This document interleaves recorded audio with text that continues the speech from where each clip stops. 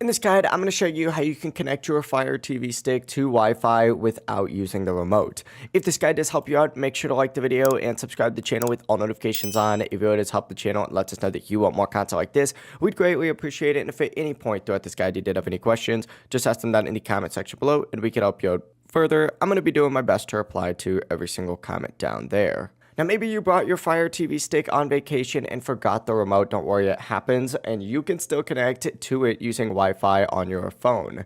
Essentially, go ahead and unplug the Fire TV stick from the power outlet so it turns off completely. And from here, you're either going to need access to your router settings or a phone that can create a mobile hotspot. The goal essentially is to create a Wi-Fi network with the same name and same password as the network your Fire TV stick previously is connected to. So if you're using a phone, open up your settings, go to General, About, and then change your device name to match your old Wi-Fi network name. From here, go to your personal hotspot, set the Wi-Fi password to be exactly the same as your old Wi-Fi password, and whenever that's done, turn on the hotspot and plug your Fire TV stick back into power. It should automatically connect to your phone's hotspot, and from here, grab a second phone and connect it to that exact same hotspot. Open up the App Store or the Google Play Store, download the Amazon Fire TV app, open up the app and allow permissions, and wait for your Fire TV stick to appear. Just tap on it, enter in the code that pops up on your TV, and your phone will now work as the remote. From here, go over to your settings using your phone,